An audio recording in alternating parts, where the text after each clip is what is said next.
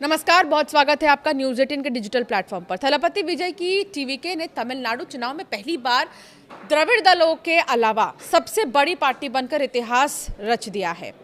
राजनीति में पूरी तरह सक्रिय होने का स्पष्ट संदेश देकर जनता में अपनी गंभीरता का भरोसा दिलाया है टीवीके ने।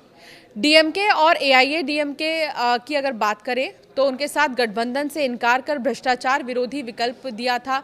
आइए आपको बताते हैं कि तमिलनाडु में थलपति विजय ने ऐसा क्या कमाल किया जो रजनीकांत और कमल हसन तक नहीं कर पाए।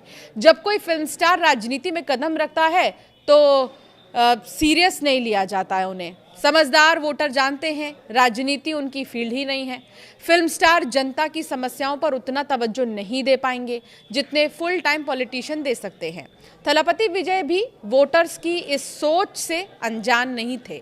साउथ सिनेमा के सुपरस्टार थलपति विजय ने राजनीति के मैदान में भी धमाल मचा दिया।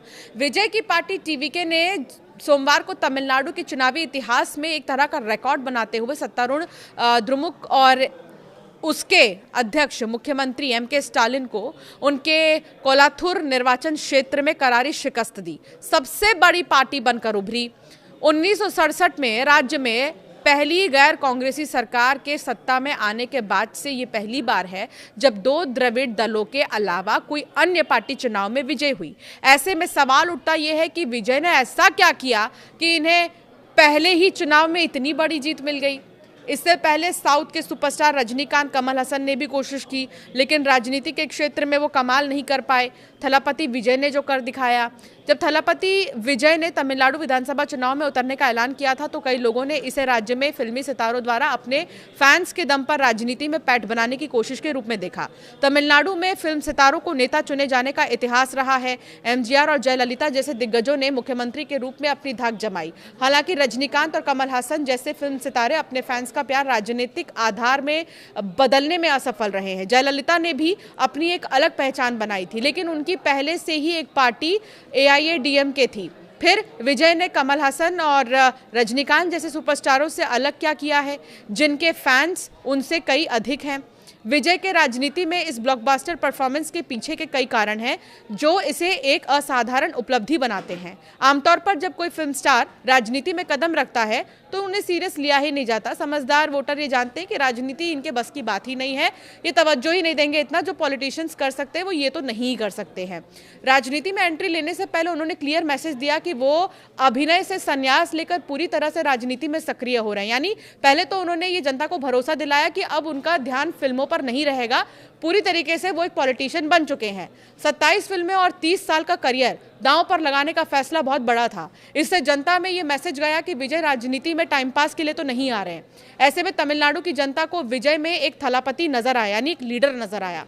रजनीकांत ने जब राजनीति में एंट्री ली थी तो स्पष्टता गायब थी। उन्होंने नहीं बताया कि वो फिल्म और राजनीति में से किसको ज्यादा तवज्जो देंगे। एक दशक की राजनीति में आने की अटकलें लगाने के बाद रजनीकांत ने राजनीति में कदम रखा और चुनाव लड़े, बिना ही गायब हो गए।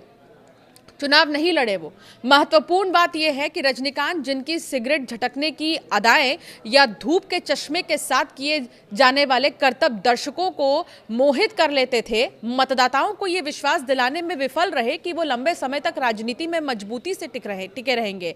ऐसे में वोटर्स ने भी रजनीकांत को गंभीरता से लिया ही नहीं। कमल हसन की बात करें तो कमल हसन हालांकि रजनीकांत से एक कदम आगे बढ़े। राजनीति की फील्ड में उन्होंने गंभीरता दिखाई और उनकी पार्टी मक्कल निधि मय्यम ने 2019 के लोकसभा चुनाव और 2021 के तमिलनाडु विधानसभा चुनाव लड़े, लेकिन यहां पर एमएनएम एक भी सीट जीतने में सफल नहीं रही। पार्टी का वोट शेयर काफी हद तक शहरी केंद्रों तक ही सीमित था।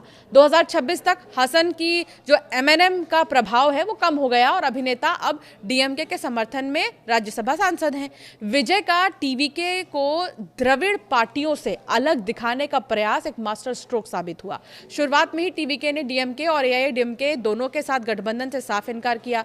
उन्होंने साफ कर दिया था कि वो अलग ही चलेंगे। इससे विजय को भ्रष्टाचार विरोधी मजबूत रुख के साथ एक स्वच्छ विकल्प के रूप में खुद को पेश करने में मदद मिली है। इससे न केवल शहरी और युवा मतदाताओं के बीच टीवीके को वैचारिक स्पष्टता मिली, बल्कि विजय को पार्टी की पारंपरिक ढांचे से भी बचने का मौका मिला है। इससे टीवीके की जनता के बीच में एक अलग पहचान बनकर उभरी और इसका फायदा उन्हें मिल गया। इसीलिए कहा जा रहा है कि जहां रजनीकांत नहीं चल पाए, जहां कमल हसन नहीं चल पाए, वहां विजय चल गए हैं, क्योंकि उन्होंने सीरियसली लिया राजनीति को और ये जनता के बीच में उन्होंने रखा कि वो कितना ज़्यादा इंटरेस्टेड है राजनीति के लिए।